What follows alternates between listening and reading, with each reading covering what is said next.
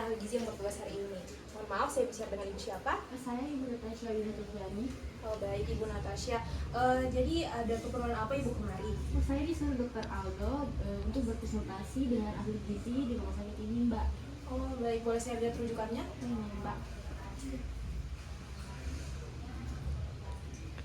Baik, Ibu. Jadi dari surat rujukan dan juga data-data yang ada di sini, Ibu terdiagnosa medis terkena mengidap hiperkolesterolemia. Apakah sebelumnya Ibu sudah mengetahui apa itu hiperkolesterolemia? Iya, Mbak, penyakit dengan kadar kolesterol tinggi, Mbak. Oh betul sekali, Bu. Jadi saya izin menjelaskan sedikit mengenai hiperkolesterolemia ya, Ibu. Nah, jadi hiperkolesterolemia ini adalah di mana kadar kolesterol dalam darah melebihi batas normal. Dengan kadar kolesterol yang tinggi ini, Ibu akan beresiko terkena penyakit yang berbahaya seperti penyakit jantung koroner, stroke, dan juga hipertensi. Jadi sebelumnya mungkin Ibu belum mengetahui apa itu kolesterol. Jadi kolesterol itu adalah senyawa lemak yang 80% berasal dari hati dan 20% sisanya berasal dari makanan. Karena itu sesi konseling hari ini kita akan mendiskusikan diet yang tepat untuk Ibu untuk mengurangi kadar kolesterol darah dalam tubuh Ibu supaya menjadi normal. Dan sesi konseling ini akan berlangsung kurang lebih 30 menit. Dimulai dari pengkajian gizi, kemudian diagnosis gizi, intervensi, monitoring, dan evaluasi. Apakah Ibu bersedia? Iya, Mbak, saya bersedia. Baik Ibu, sebelumnya apakah Ibu sudah pernah mengukur tinggi badan dan juga berat badan? Belum, Mbak, saya belum pernah mengukur tinggi badan sama berat badan. Oh baik Ibu, kalau begitu kita ukur dulu ya Bu, silakan kami berdiri. Silakan Ibu.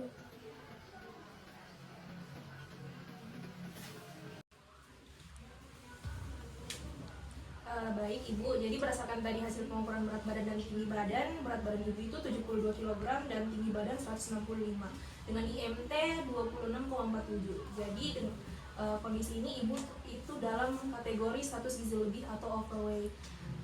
Jadi Ibu harus kita targetkan untuk menuju berat badan ideal yaitu 58,5 kg. Aduh, berarti saya gendut dong, Mbak. Terus apakah dengan berat badan saya yang melebihi batas normal ini itu menjadi salah satu faktor kenapa kolesterol saya tinggi? Ya betul sekali Ibu. Jadi salah satu faktor di mana kadar kolesterol Ibu tinggi juga karena berat badan yang berlebih. Karena berat badan yang berlebih itu menandakan banyaknya lemak dalam tubuh Ibu. Tapi kolesterol tinggi itu bukan cuma dari berat badan saja, tapi juga karena faktor aktivitas, faktor makanan, dan juga kalau ada kebiasaan merokok. Aduh, terus bagaimana dengan berat badan saya, Mbak? Apalagi saya orangnya suka makan goreng-gorengan.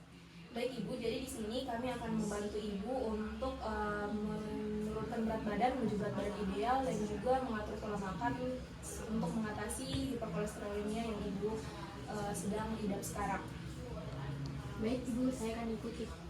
Jadi Ibu berdasarkan hasil pemeriksaan tadi yang Ibu bawa, jadi kolesterol Ibu itu 240, di mana itu sangat tinggi. Normalnya kurang dari 200, kemudian LDL juga sangat tinggi 160, di mana normalnya itu sekitar 100 sampai 129. Kemudian untuk HDL itu sangat rendah, itu 40, normalnya itu harusnya 50 ya. Dan kadar trigliseridanya juga tinggi yaitu 180, di mana normalnya itu harusnya kurang dari 150 gitu. Kok bisa ya LDL sama trigliserida saya juga tinggi, Mbak? Nah, itu pertanyaan yang sangat bagus Ibu. Biasanya kolesterol LDL, kolesterol jahat, dan juga trigliserida itu tinggi disebabkan kebiasaan makan makanan yang digoreng dan juga yang bersantan. Untuk sebelumnya mohon maaf Ibu, apakah Ibu sering mengonsumsi makanan gorengan sebelumnya? Saya suka sekali makan goreng-gorengan, Mbak. Apalagi saya suka makan otak sapi yang kalau digoreng juga bisa. Apalagi saya juga suka yang digulai, Mbak. Oh, jadi Ibu suka makan otak sapi yang digulai atau digoreng ya Bu? Iya, Mbak, saya suka sekali makan. Saya juga suka makan jeroan sapi yang ada di rumah makan Padang itu. Biasanya sih saya makan 4-5 kali seminggu. Saya juga makannya bareng teman-teman kalau makan siang kantor. Oh, jadi Ibu juga sering makan gulai otak sapi, sering juga makan jeroan ya Bu? Kalau di mana di kantor biasanya makan siang apa, dan juga sayur yang paling konsumsi itu apa? Saya sih biasanya makan gulai daun singkong ya, Mbak, yang ada di rumah Padang itu. Oh, jadi Ibu sukanya makan makanan sayur yang cenderung bersantan ya? Kalau untuk buah-buahan Ibu lebih sering mengonsumsi buah apa? Saya sih makan buah ya mbak, tapi biasanya saya mengonsumsi apel, itu pun kalau ada di rumah mbak. Oh ya, baik-baik. Kalau untuk cemilan selama di kantor cemilan atau snack gitu? Saya biasanya makan gorengan. Nah sekali makan itu saya biasanya makan 4 sampai 5 buah lah. Oh, 4 sampai 5 ya, Bu ya. Baik-baik. Untuk kebiasaan olahraga dalam seminggu itu kira-kira berapa kali? Waduh saya jarang sih olahraga. Paling seminggu sekali lah, setiap hari Rabu saat di kantor. Oh, gitu. Kalau untuk menuju ruangan, Ibu seringnya menggunakan lift atau menggunakan tangga? Saya sih biasa menggunakan lift ya mbak, karena kalau tangga sih saya capek. Mengenai hiperkolesterolemia sendiri, apakah sebelumnya ada riwayat keluarga yang menderita penyakit yang sama? Oh nggak ada mbak. Oh, baik-baik. Baik Ibu, jadi setelah saya mendengarkan penjelasan dari Ibu, ini Ibu memiliki kebiasaan makan suka mengkonsumsi makanan yang digoreng, kemudian yang bersantan, jarang mengkonsumsi sayur dan buah-buahan, kemudian juga jarang melakukan aktivitas fisik, gitu. Iya mbak. Oke, jadi berdasarkan dari yang Ibu ceritakan kepada saya, kita sudah mengetahui kebiasaan makan Ibu, kebiasaan aktivitas. Jadi sekarang kita akan mendiskusikan diet yang cocok untuk Ibu dalam program konseling hari ini.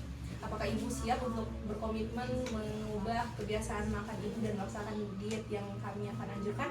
Iya mbak, saya bersedia. Nah, jadi di sini Ibu disarankan untuk melakukan diet rendah kolesterol, di mana diet ini bertujuan untuk menurunkan kadar kolesterol total, kadar LDL, dan juga kadar trigliserida, serta untuk menuju berat badan ideal. Jadi apa yang harus saya lakukan sekarang mbak? Jadi dari kebiasaan konsumsi makanan yang digoreng dan juga yang bersantan. Bagaimana kalau Ibu, saya sarankan untuk mengurangi konsumsi gorengan yang tadi awalnya 4-5 kali. Bagaimana kalau sehari dikonsumsi cuma 1 gorengan dan juga makanan yang bersantan 2 kali dalam seminggu? Waduh, kalau gorengan sih saya bisanya 2 kali sehari dulu ya mbak. Tapi kalau yang bersantan saya optimis sih 2 kali seminggu mbak. Oke, jadi kita sepakat ya, gorengan 2 kali dalam sehari dan juga makanan bersantan 2 kali dalam seminggu. Lanjut, kalau untuk makanan yang tinggi kolesterol, kan Ibu tadi suka mengkonsumsi jeroan dan juga otak sapi. Bagaimana kalau saya sarankan Ibu untuk mengganti konsumsi otak dan jeroan tadi menjadi ayam dan juga ikan? Jadi mengganti jeroan sapi dan otak sapi itu dengan ikan dan ayam ya mbak. Iya, betul. Saya sih bisa ya. Oke, baik. Jadi kita sepakat ya, untuk konsumsi jeroan dan otak sapi kita ganti jadi ikan dan juga ayam. Baik Ibu, kalau begitu kita sepakat ya tadi.